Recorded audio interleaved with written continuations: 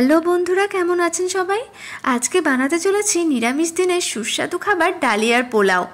তো এখানে আমি 2 কাপ মতো ডালিয়া নিয়েছি। তো ডালিয়াটাকে ভালো করে আমি ধুয়ে নিয়েছি, ধুয়ে জল ঝরিয়ে রেখে দিয়েছি। এদিকে আমি কড়াইতে দিয়েছি সাদা তেল হাফ, আর হাফ দিয়েছি ঘিটা দিয়েছি 2 চামচ মতো। তো ভালো করে মিক্সড করে নেওয়ার পর ফোড়নে আমি দিলাম গোটা তেজপাতা, লবঙ্গ, এলাচ আর গোটা দারচিনি। তো শুকনো লঙ্কাটা আপনারা দিতেও পারেন, না দিতেও পারেন। তো আমি এখানে শুকনো লঙ্কাটা ব্যবহার করিনি। তো ভালো করে আমি একটুখানি নাড়াচাড়া করে নিচ্ছি গ্যাসটাকে কমিয়ে। তো তারপর এখানে পাশের ওভেনে আমি জল গরম করতে দিলাম ডালিয়াতে দেওয়ার জন্য।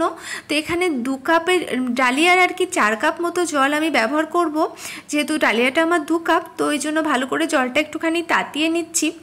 আর এদিকটাতে আমার ডালিয়াটাতে আমি আদা বাটা, জিরে বাটা দিয়ে দিয়েছি। আপনারা পারলে জিরে গুঁড়োও দিতে পারেন, যেহেতু জিরে বাটার আর কি স্বাদটা ভালো আসবে, ওই জন্য আমি জিরেটা একটুখানি বেটেই দিয়েছি।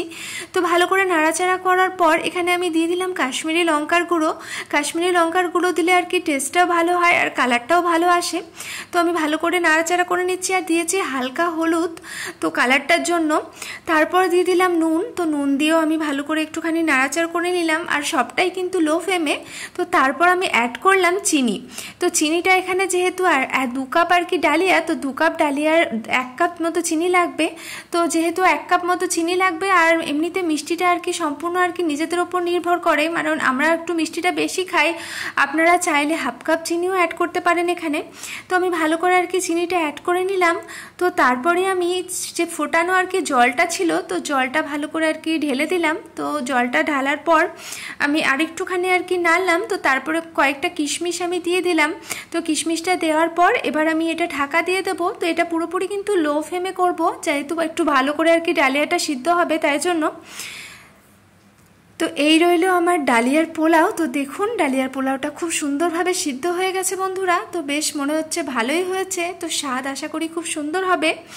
তো এখন ভালো করে নাড়াচাড়া করে তো আমি শেষে আর কি গরম মশলা অ্যাড করব। তো গরম মশলা অ্যাড করলে আর কি খেতেও টেস্ট লাগে। তো আমি এখানে অল্প করেই অ্যাড করব, যেহেতু আমার ছেলে অতটা গরম মশলা পছন্দ করে না। তো আমি হালকা মতো গরম মশলাটা অ্যাড করলাম। তো এই রইল আমার গরম গরম ডালিয়ার পোলাও, নিরামিষ দিনের একদম সুস্বাদু খাবার। তো আপনারাও বাড়িতে চাইলে ট্রাই করতে পারেন। তো ভিডিওটি যদি ভালো লেগে থাকে বন্ধুরা, লাইক কমেন্ট শেয়ার অবশ্যই করবেন, আমায় সাপোর্ট করবেন, আমায় অনেকখানি ভালোবাসা দেবেন। আর যারা ইউটিউব চ্যানেল দেখছেন, চ্যানেলটি সাবস্ক্রাইব করে লাইক কমেন্ট শেয়ার করতে কিন্তু ভুলবেন না। তো আজকের মতো টাটা।